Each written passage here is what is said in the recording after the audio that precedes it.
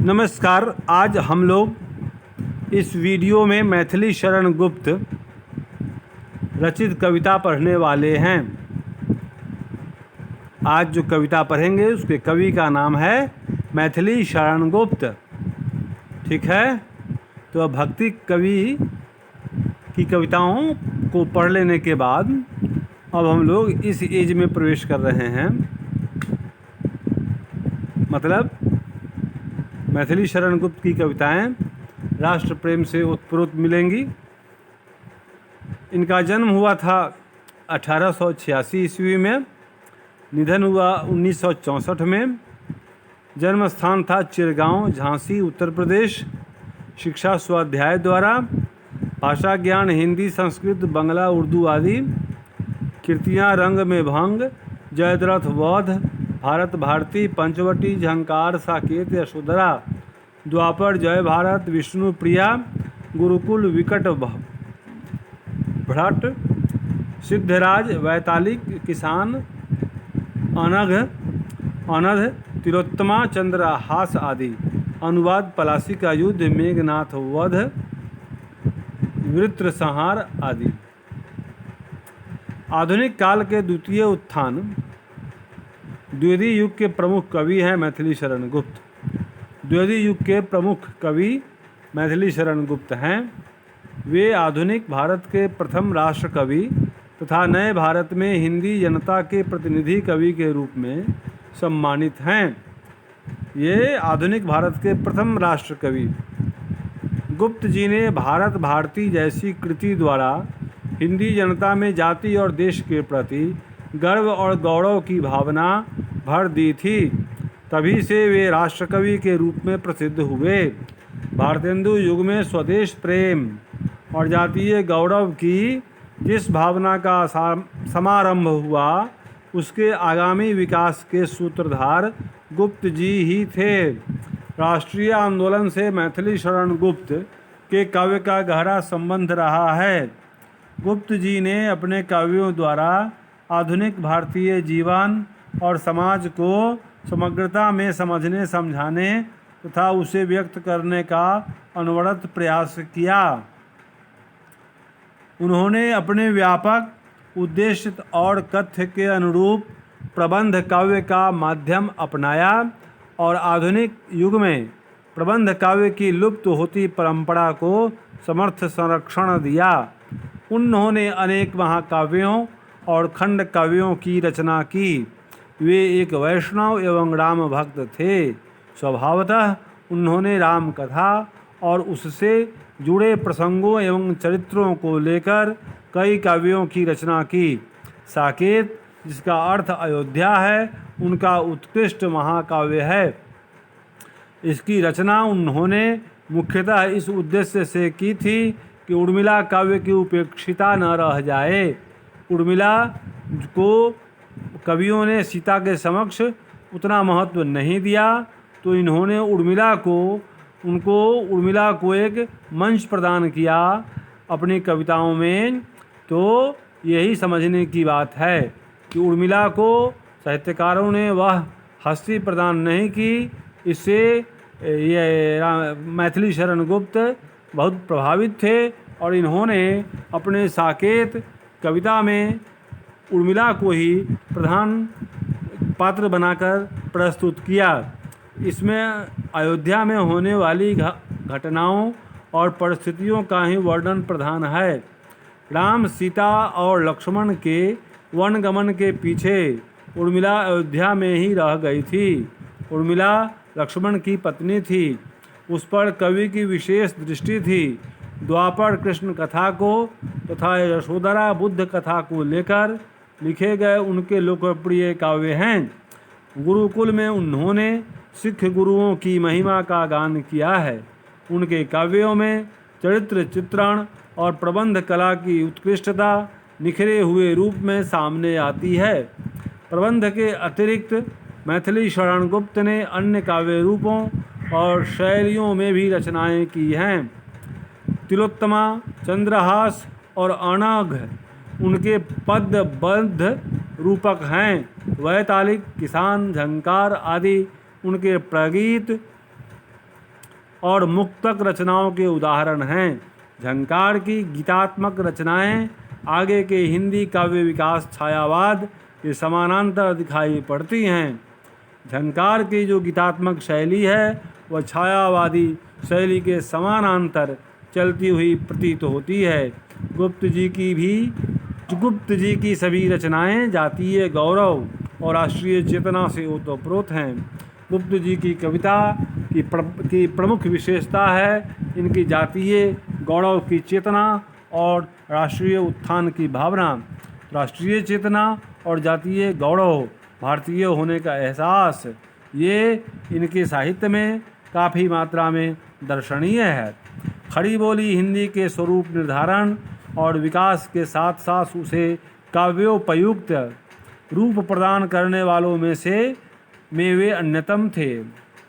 भारतेंदु युग में खड़ी बोली को कविता की भाषा बनाए जाने की शुरुआत भर हुई थी। यह कार्य बड़े पैमाने पर द्विवेदी युग में हुआ।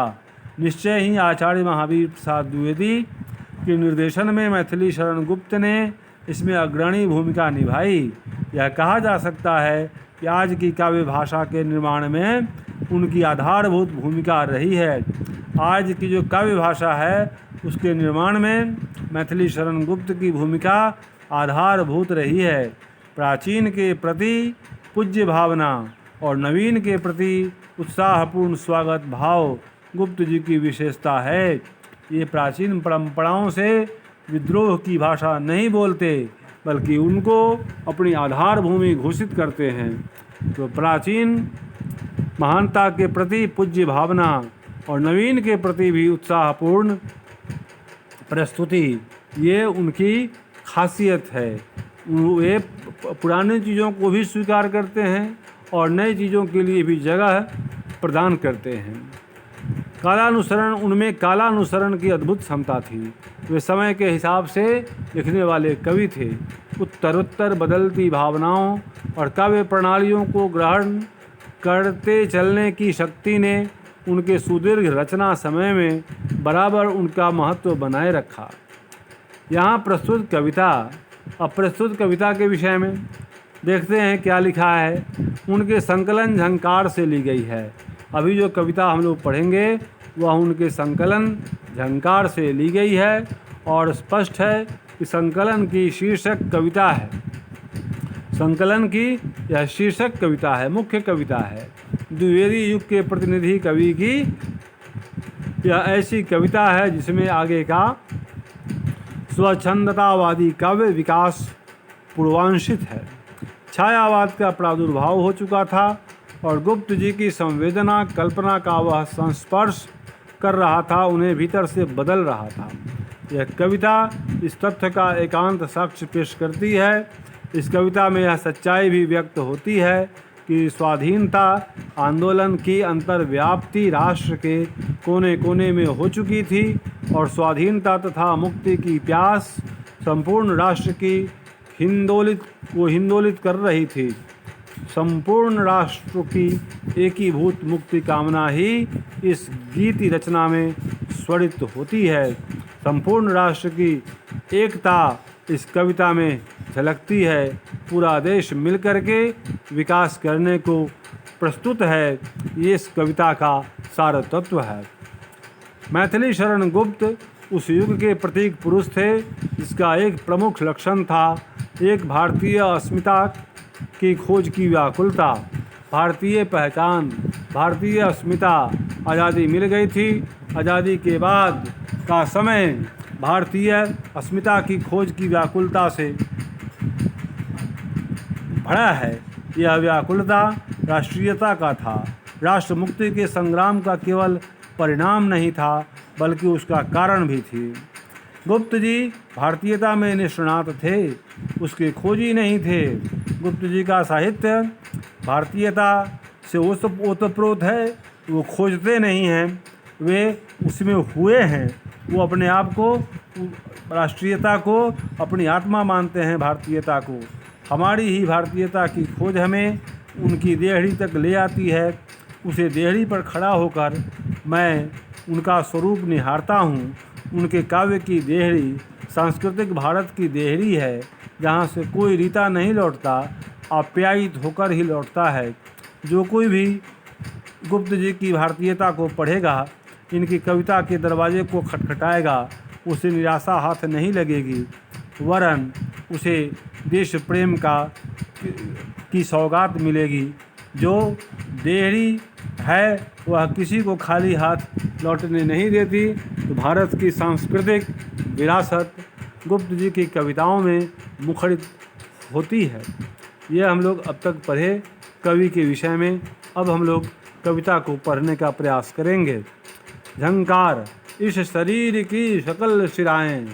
मान लीजिए कि पूरा देश, उसमें जो राष्ट्रभक्ति की भावना है, राष्ट्रभक्ति की भावना को अगर आप वीणा के तार समझ लीजिए, वीणा के तार से तुलना की गई राष्ट्रभक्ति की भावनाएं। तो वीणा के तार को सुंदर आवाज़ निकले वीणा से, इसके लिए उस तार को खींचना होता है, उसे तानना होता है। जब वो तन जाए तो अंगुलियों के इशारे से उसे बजाते हैं और उसमें से सुंदर आवाज़ निकलती है।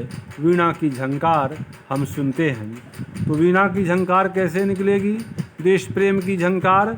तो देश प्रेम अगर वीणा है तो इस शरीर की सकल शिराएं, गुप्त जी कहते हैं कि इनके शरीर की सकल शिराएं, रक्त धमनियाँ जिनमें से रक्त प्रवाहित होता है, नाश हों तेरी तंत्री के तार।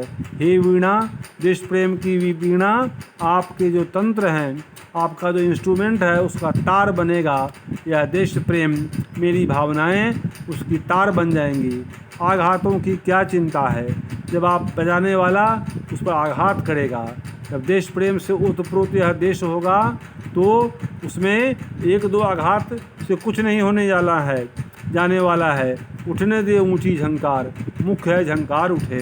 हमारा देश मजबूत हो, भारतीयता प्रखर हो और इसकी झंकार पूरे विश्व में सुनाई दे, गूंजे। इसके लिए कवि अपने शरीर की समस्त शिराओं को तंत्री के तार के रूप में प्रस्तुत करने को तैयार हैं। वे बिल्कुल दधीची की तरह हैं, जिन्होंने अपनी अस्थियां प्रदान कर दी थी देवताओं को, ताकि उसे वज्र बने, जिससे असुरों का नाश हो। तो नाचे नियति, इनका कहना है गुप्त जी का कि नियति मतलब प्रकृति, नियति भाग्य भी नाचे। भाग्य के भरोसे हम नहीं रहेंगे, भाग्य को नचाएंगे अपने इशारे पर, मतलब मेहनत करेंगे। प्रकृति सुर साधे, प्रकृति जो है वह सुर साधना करेगी, वह भी हमारे इशारे पर चलेगी। सब सुर हों सजीव साकार, सभी सुर सजीव हो जाएं, साकार हो जाएं। जो भी गान हैं, जो भी राष्ट्र की भावनाएं हैं, वो सभी सजीव हों, साकार हों। देश देश में, काल काल में, पूरे देश में फैल जाए, हर समय के लिए यह लागू हो जाए। उठे गमक गहरी गुंजार, और गमक जो गहरी जो गूंज होगी, उस तार से जो आवाज़ निकलेगी, सुमधुर झंकार, वह गूंजे पूरे विश्व में। इसलिए देश प्रेम होना चाहिए, और देश प्रेम को जगाने के लिए कवि गुप्त अपनी अंतरात्मा, अपना सब कुछ समर्पित करने को तैयार हैं, ताकि देश प्रेम की वीणा से जो झंकार निकले वह पूरे विश्व में फैले, जिससे भारतीयता का नाम हो और यह देश महानता के शिखर को प्राप्त हो। कर प्रहार, हाँ कर प्रहार तू। देश प्रेम में जब आप चलेंगे तो आपको प्रहार सहने पड़ेंगे। कवि कहता है कि जितना प्रहार करने का मन करे आपको, आप कीजिए, भार नहीं। देश प्रेम के लिए जीना कोई भार नहीं है, यह तो प्यार है। प्यारे और कहूँ क्या तुझसे, प्रस्तुत हूँ मैं, हूँ तैयार। कवि ने अपने आप को तैयार किया, प्रस्तुत कर दिया। देश प्रेम के लिए जो भी करना होगा वे करेंगे। मेरे तार तार से तेरी, तान तान का हो विस्तार।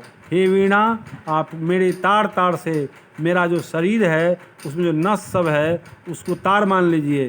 तो मेरे तार तार से तेरी जो तान निकलेगी, आवाज़ निकलेगी, उसका विस्तार हो, पूरे देश में, पूरे विश्व में यह फैल जाए, पूरे भारत में फैले और देश का विकास हो। अपनी अंगुली के धक्के से खोल अखिल श्रुतियों के द्वार। आप सभी संगीत की लहड़ियों को मुझसे निकालिए। हे देश प्रेम, अपनी अंगुलियों के प्रहार से मेरी भावनाओं को बाहर निकालो। देश प्रेम को के रूप में संगीत की सारी लहड़ियों को लोगों तक फैलाओ। वीणा की आवाज़ इतनी दूर तक जाए कि सभी देशवासी उसके सुमधुर तान को सुन सकें। ताल ताल पर भाल झुकाकर हर ताल पर माथा झुकावें, मोहित हों सब बारंबार, पूरा विश्व मुग्ध हो जाए हमारी भारतीयता पर, सभी अपना भाल मतलब कपाल को झुकावें और भारत को नमस्कार करें। लय बंध जाए जब यह गान हो वीणा का, तो एक लय बंध जाए, समा बंध जाए, क्रम क्रम से बारी बारी से ऐसा होता रहे सब में। और जब संगीत की चोटी आवे तो समा जाए संसार, उसमें पूरा संसार समा जाए।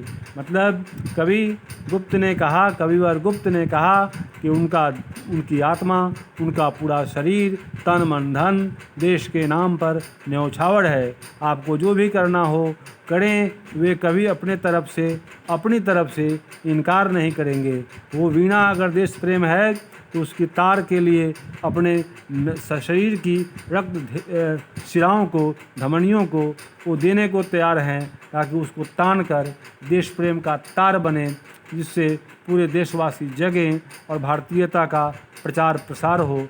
तो मेरे दोस्तों, इस कविता को यहीं समाप्त माना जाए। आपने इसको सुना, इसके लिए धन्यवाद। आपका दिन मंगलमय हो।